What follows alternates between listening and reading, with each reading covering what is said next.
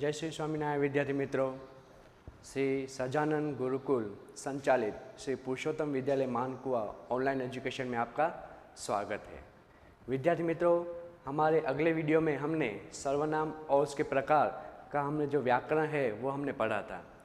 तो सर्वनाम और उसके प्रकार वो जो व्याकरण हमने पढ़ा था, उनमें से 3 जो प्रकार है वो बाकी रह गए थे, वो आज हम इस वीडियो में पढ़ेंगे। सबसे पहले जो सर्वनाम और उसके प्रकार है उसको थोड़े जल्दी से ही पहले से थोड़ा रिवीजन कर लेते हैं कि सर्वनाम किसे कहते हैं, उसके प्रकार कितने हैं। तो सर्वनाम किसे कहते हैं? तो शब्द के स्थान पर, संज्ञा के स्थान पर जिस शब्द का उपयोग होता है उसे हम सर्वनाम कहते हैं। ये हमने जाना था। उनके कितने प्रकार हैं? तो उनके 6 प्रकार पाए जाते हैं। कौन कौन से? विद्यार्थी मित्रों याद करो, कौन कौन से प्रकार है? तो उनके 6 प्रकार। उसमें से पहला प्रकार था पुरुषवाचक सर्वनाम। पुरुषवाचक सर्वनाम में भी 3 उसके उप प्रकार थे, उपभेद थे। उनमें पहला था उत्तम पुरुषवाचक सर्वनाम, दूसरा मध्यम पुरुषवाचक सर्वनाम और तीसरा था अन्य पुरुषवाचक सर्वनाम। तो उत्तम पुरुषवाचक सर्वनाम में कैसे सर्वनाम आते थे? तो मैं, हम, तुम, तुम्हारे लिए, हमारे लिए। तो ये सब उत्तम पुरुषवाचक सर्वनाम में आता था, जिसमें बोलने वाले व्यक्ति के नाम के स्थान पर सर्वनाम का उपयोग होता है। जैसे कि मैं, हम, हमारे लिए, मेरा, मेरी, मेरे, ऐसे सर्वनाम का उपयोग होता था। और यह भी पुरुषवाचक सर्वनाम ही है। फिर मध्यम पुरुषवाचक सर्वनाम, जिसमें सुनने वाले व्यक्ति के नाम के स्थान पर सर्वनाम का उपयोग होता है। तुम, आप, तुम्हारे लिए, तेरा, तुम्हारा। तो ये सभी सुनने वाले व्यक्ति के नाम के स्थान पर सर्वनाम का उपयोग होता है।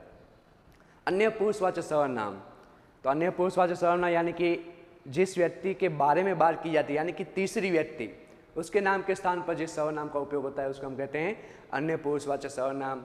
जैसे वह, यह, ये, वे, इन्हें, उन्हें, इसको, उसको। तो ये सभी तीसरी व्यक्ति के बारे में बात की जाती है और ये तीनों जो है वो पुरुषवाचक सर्वनाम है। दूसरा जो प्रकार था प्रश्नवाचक सर्वनाम।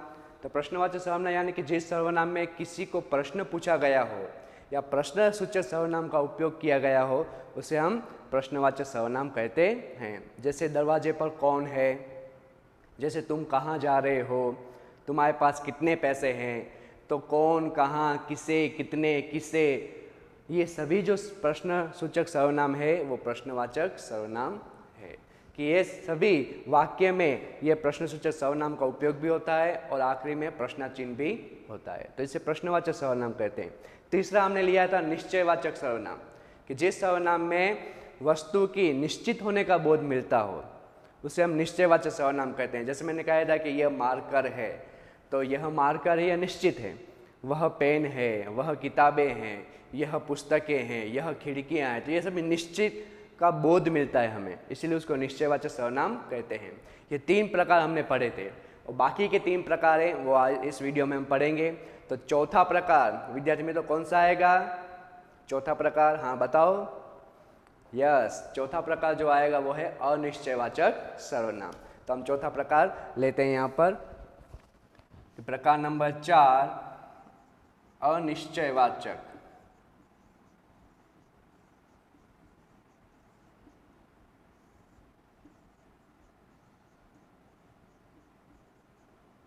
अनिश्चयवाचक सर्वनाम। अनिश्चयवाचक सर्वनाम किसे कहते हैं? तो जो निश्चयवाचक सर्वनाम है उसके जैसा ही है, लेकिन थोड़ा सा भेद है। निश्चयवाचक सर्वनाम में क्या होता था? वस्तु का निश्चित बोध मिलता था। यहाँ पर वस्तु का निश्चित बोध नहीं मिलता है। यानी कि जिस सर्वनाम में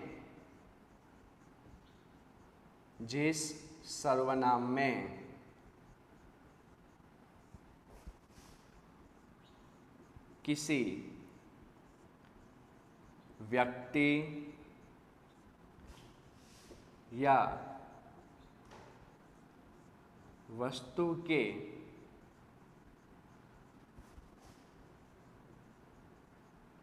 निश्चित होने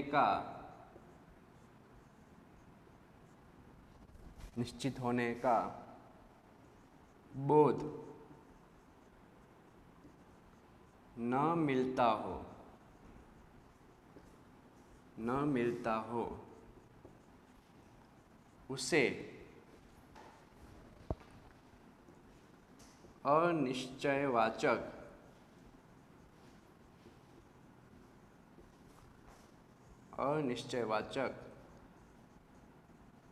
सर्वनाम कहते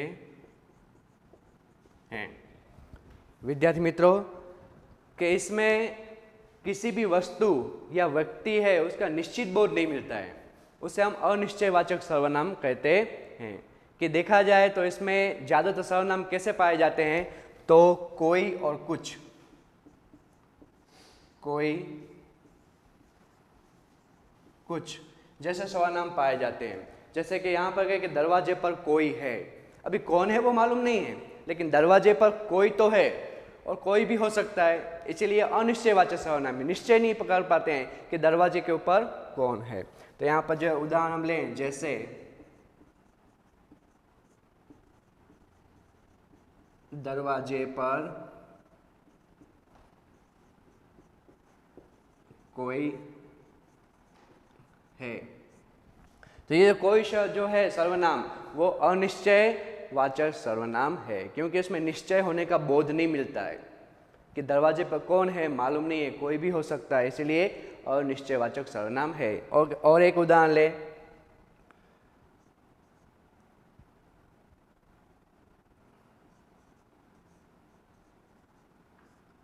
प्रीति के पास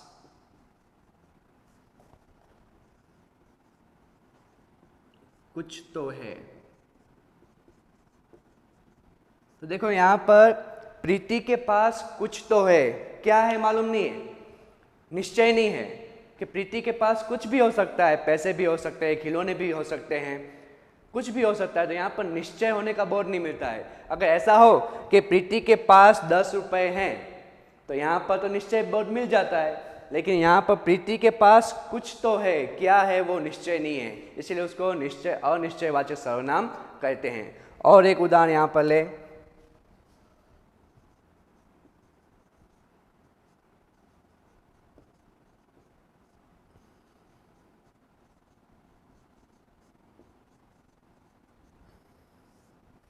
सभी लोग जा रहे हैं। अभी सभी लोग हैं तो कितने लोग हैं मालूम नहीं है, लेकिन सभी लोग जा रहे हैं, तो इसमें निश्चय एक संख्या का बोध हमें मिलता नहीं है कि कितने लोग जा रहे हैं मालूम नहीं है, सभी लोग जा रहे हैं, कुछ लोग आ रहे हैं, कितने आ रहे हैं मालूम नहीं है। तो ये अनिश्चयवाचक सर्वनाम है कि जिसमें निश्चय नहीं होता है। तो यहाँ पर भी हम एक और भी यहाँ पर ले ले वाक्य, जैसे कि कुछ भी चलेगा। तो देखो यहाँ पर कुछ भी चलेगा। अगर आपके घर में कोई मेहमान आता है या कोई मित्र आता है, उसे हम कहते हैं भाई क्या नाश्ता पानी, कुछ ठंडा या पानी, तो वो कहता है कि कुछ भी चलेगा। कुछ भी चलेगा निश्चय नहीं है, आप जो भी दो वो सब कुछ चलेगा। तो कुछ भी चलेगा तो यानी कि यहाँ पर निश्चय नहीं है, अनिश्चयवाचक सर्वनाम का बोध हमें मिलता है, इसलिए उसको कहते हैं अनिश्चयवाचक सर्वनाम। तो ज़्यादातर इसमें यह जो है सर्वनाम उसका उपयोग ज़्यादा होता है, कोई कुछ, इसे अनिश्चयवाचक सर्वनाम कहते हैं। विद्यार्थी मित्रों समझ में आ गया अनिश्चयवाचक सर्वनाम किसे कहते हैं? जिस सर्वनाम में किसी व्यक्ति या वस्तु के निश्चित होने का बोध न मिलता हो। देखो ये ध्यान रखना है, निश्चयवाचक में बोध मिलता है, यहाँ पर नहीं मिलता है, उसे अनिश्चयवाचक सर्वनाम कहते हैं। कोई और कुछ ये सर्वनाम अनिश्चयवाचक सर्वनाम के हैं, ये याद रख लेने आपको। जैसे दरवाजे पर कोई है, दरवाजे पर कोई है, तो कौन है मालूम नहीं है, दरवाजे पर कोई है। प्रीति के पास कुछ तो है, क्या है हमें मालूम नहीं है। सभी लोग जा रहे हैं, लेकिन संख्या मालूम नहीं है कितने लोग जा रहे हैं।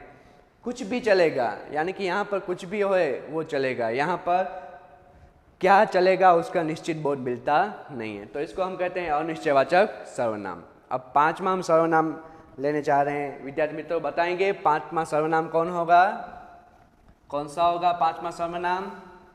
याद करो, पांचवा सर्वनाम है वो कौन सा होगा? मैंने आपको 6 सर्वनाम है वो लिखवाए भी थे, तो अब आएगा निजवाचक सर्वनाम।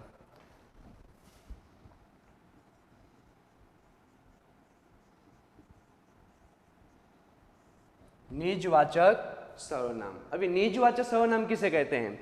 तो जिस सर्वनाम में निजत्व यानी कि अपनेत्व का बोध मिलता हो उसे निजवाचक सर्वनाम कहते हैं। कि कुछ सर्वनामों का उपयोग स्वयं के लिए किया जाता है, उसको निजवाचक सर्वनाम कहते हैं। चलो लिख लेते हैं यहाँ पर कि जिस सर्वनाम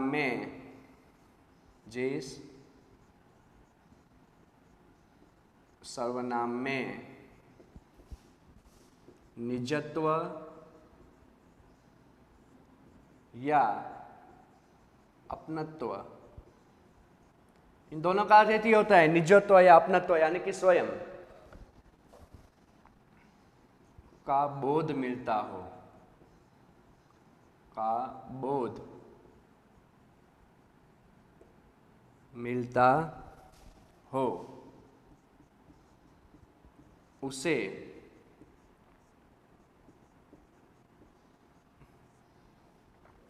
निजवाचक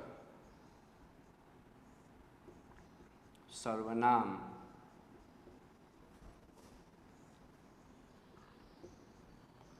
कहते हैं। विद्यार्थी मित्रों, निजवाचक सर्वनाम में स्वयं की बात की जाती है कि स्वयं के लिए जिस सर्वनाम का उपयोग होता है उसे हम निजवाचक सर्वनाम कहते हैं। जैसे उदाहरण से हम देखे जाएं, जैसे उदाहरण जैसे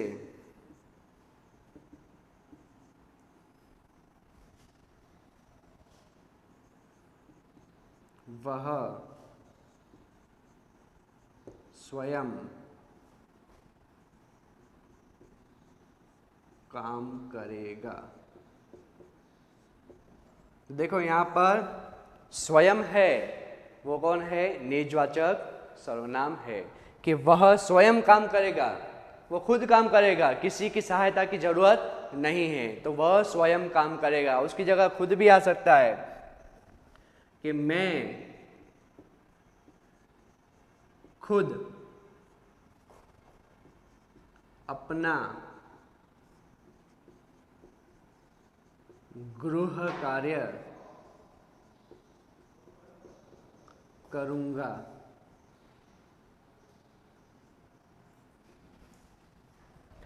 तो मैं खुद अपना गृह कार्य है वो करूंगा। तो यहाँ पर खुद शब्द है वो भी क्या है? निजवाचक सर्वनाम है मित्रों।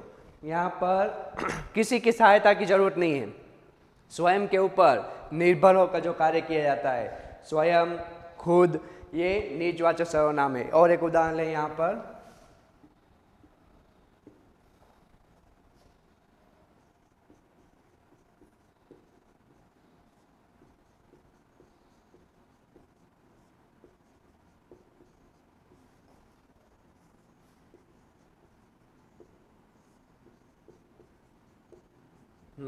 विद्यार्थी मित्रों, राकेश अपने आप चला गया। तो यहाँ पर अपने आप चला गया यानी कि वो स्वयं को चला गया, उसको किसी की जरूरत नहीं पड़ी। तो जहाँ पर स्वयं कार्य करता है, खुद कार्य करता है, उसे हम निजवाचक सर्वनाम कहते हैं। विद्यार्थी मित्रों, समझ में आ गया है निजवाचक सर्वनाम किसे कहते हैं? जिस सर्वनाम में निजत्व या अपनत्व का बोध मिलता हो उसे निजवाचक सर्वनाम कहते हैं। जहाँ पर ऐसे शब्द दिखाई दे तो हमें समझ लेना है कि वो निजवाचक सर्वनाम है। स्वयं, खुद, अपने आप, ऐसे जहाँ पर भी सर्वनाम आपको देखने मिले तो समझ जाना है कि यह निजवाचक सर्वनाम है। ठीक है। अब आखिरी जो है, अब जो आखिरी जो बच रहा है, पांचवा प्रकार निजवाचक सर्वनाम था, अभी आखिरी जो प्रकार बच रहा है उसका नाम है संबंधवाचक सर्वनाम। यस विद्यार्थी मित्रों, संबंधवाचक सर्वनाम ले लेते हैं जो आखिरी प्रकार है, प्रकार नंबर 6, संबंधवाचक सर्वनाम।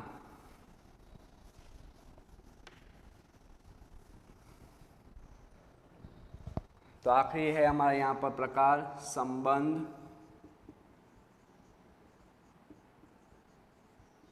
वाचक सर्वनाम। संबंधवाचक सर्वनाम कि जिस सर्वनाम में शब्द या वाक्य अन्य शब्द या वाक्य के साथ संबंध होने का बोध मिलता हो उसे संबंधवाचक सर्वनाम कहते हैं। चलो लिख लेते हैं कि जिस सर्वनाम में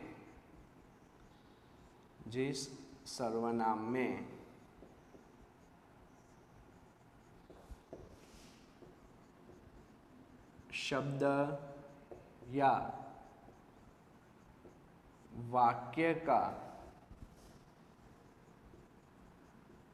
दूसरे शब्द या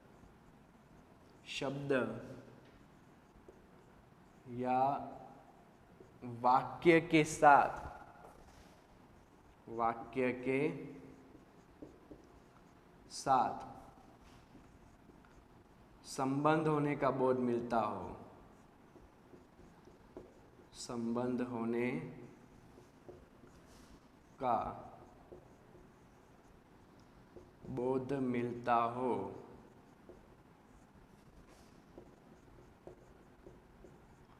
उसे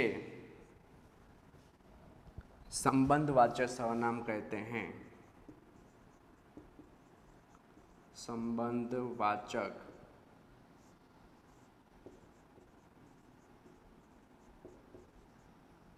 सर्वनाम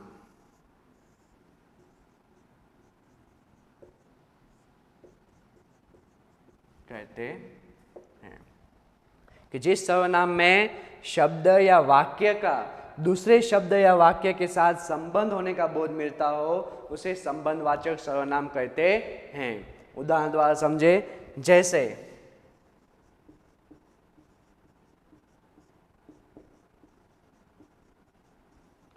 जिसकी लाठी उसकी भैंस।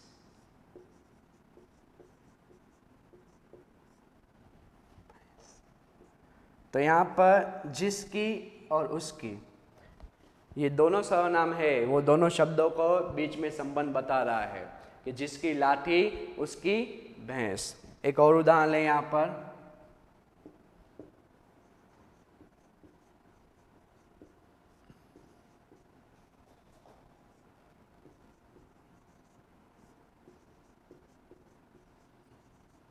जैसी करनी वैसी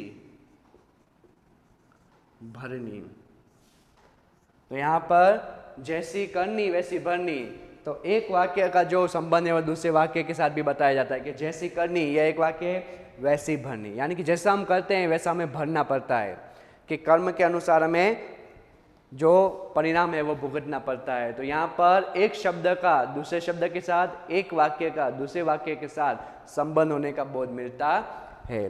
तो जिसकी उसकी, जैसी वैसी, ज्यों त्यों, जो वह, तो ये दोनों वाक्य को जुड़ते हैं। जैसे एक उदाहरण ले, जो मेहनत करेगा